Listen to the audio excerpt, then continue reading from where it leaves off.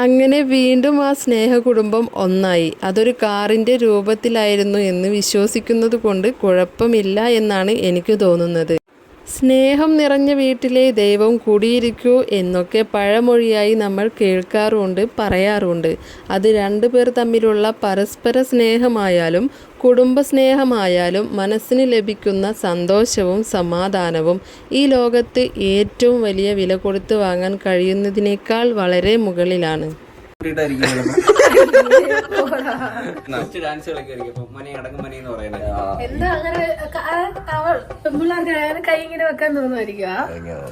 കുറച്ച് 3-4 ദിവസം കൂടി ഉള്ളൂ. അവക്ക് ഇനി ഒരു ടെസ്റ്റ് ഉണ്ട്. ആ ടെസ്റ്റിന്റെ പേര് ഡബിൾ മാർക്ക് ചെക്ക് അല്ലേ. എൻ്റെ ഒരു ഫ്രണ്ട് അരവിന്ദ് എന്ന് പറയുന്നത്. അപ്പോൾ അവന്റെ വൈഫ് പ്രഗ്നന്റ് ആണ്. ഇന്നിപ്പോൾ 5 മാസം കഴിഞ്ഞിരിക്കുകയാണ്. അപ്പോൾ അവിടെ നിന്ന് എന്തോ വീട്ടിൽ ചടങ്ങ് എന്തോ ഉണ്ടല്ലോ, ഈ 5 മാസത്തിൽ ഈ പലഹാരം അവരെ പെണ്ണിന്റെ വീട്ടുകാർ ഇങ്ങോട്ട് കൊണ്ടുവരുന്നതാണോ, അങ്ങനെ എന്തോ ചടങ്ങുണ്ട്.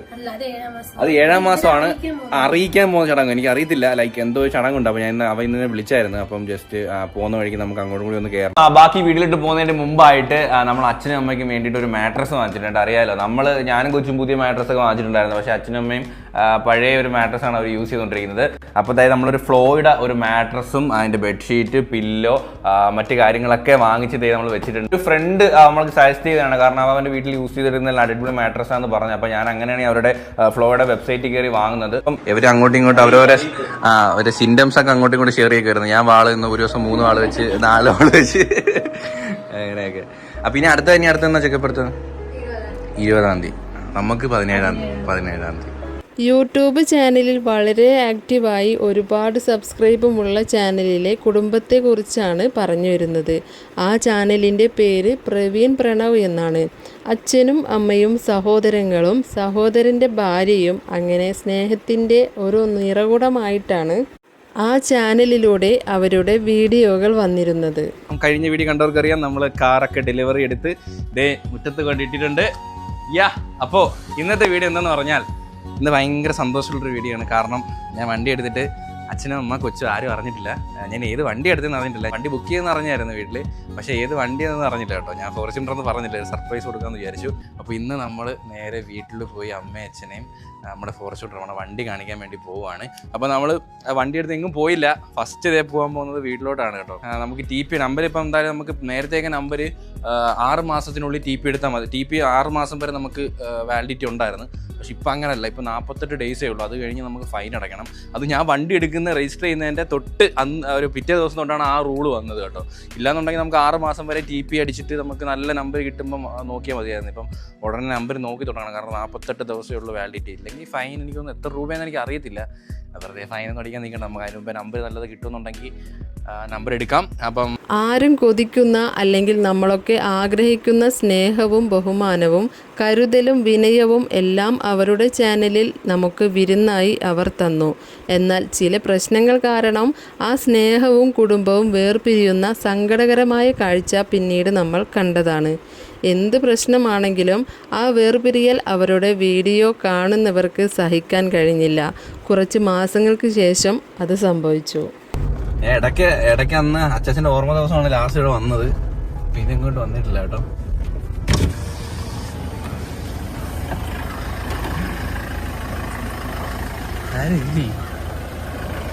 ഹലോ ഗായ്സ്,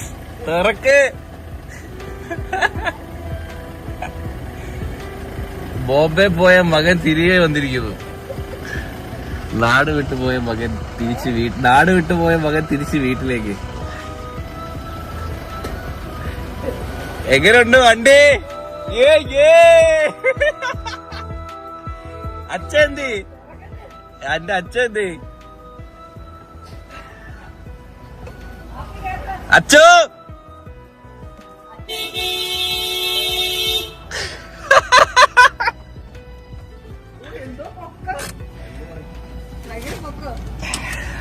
എങ്ങനെയാ?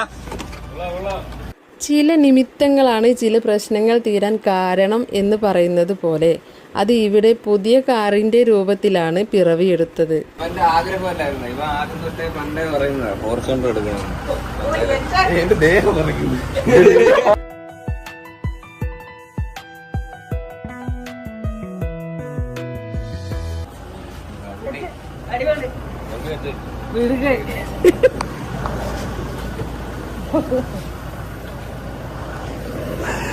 അല്ല ഇവ പണ്ടോട്ടെ പറയായിരുന്നല്ലോ വീഡിയോയിലായാലും ഏത് വണ്ടി എടുക്കണമെന്ന് പറയുമ്പോൾ ഫോർച്യൂണർ തന്നെ പറയുന്നത് അറിയാറുണ്ട്. എനിക്ക് പിന്നെ വണ്ടിയെ പറ്റിയൊന്നും അറിയാത്തോണ്ട്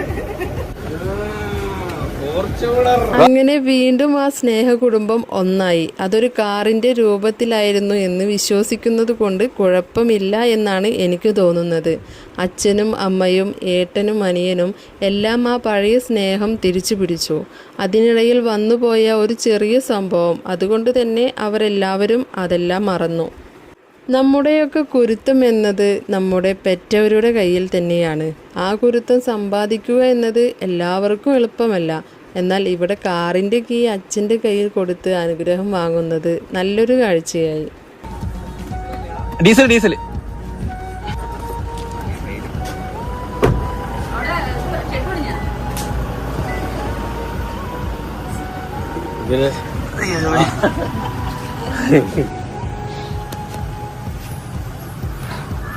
ഞാൻ ഇടയ്ക്ക് മണിക്കൂറിനെ കണ്ടായിരുന്നു.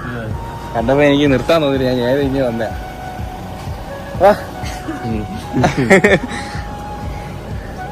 പോവാ നമുക്ക് എങ്ങോട്ടല്ലേ.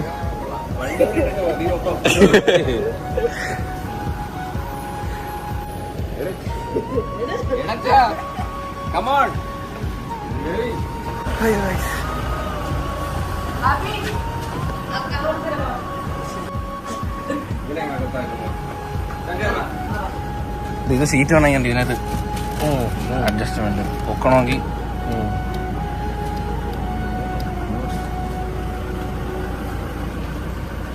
തുടർന്ന് അവരുടെ കുടുംബത്തിൽ എല്ലാവിധ സ്നേഹവും ഐശ്വര്യവും ഉണ്ടാവട്ടെ. സമൂഹത്തിന് പഠിക്കാനും പ്രവർത്തിക്കാനും ഉപകരിക്കുന്ന ഇത്തരം കാഴ്ചകൾ കണ്ടതുകൊണ്ട് തന്നെയാണ് ഈ വീഡിയോ ചെയ്യാമെന്ന് ഞാൻ കരുതിയത്. കുടുംബത്തിലെ എല്ലാമായ അച്ഛനമ്മമാരും നമുക്ക് ജീവനോളം സ്നേഹിക്കാം. കുടുംബത്തെ ഒത്തൊരുമിപ്പിച്ച് വരും തലമുറയ്ക്ക് കൈമാറാം. പിന്നെ ഇതൊക്കെ ഇവരുടെ നാടകമെന്ന് പറയുന്നവരുണ്ട്. അത് എന്തോ ആവട്ടെ. ഇനി അവസാനം അതിനുശേഷം തിരിച്ചു പോകുന്ന വീഡിയോ കൂടി കണ്ട് നമുക്ക് അവസാനിപ്പിക്കാം.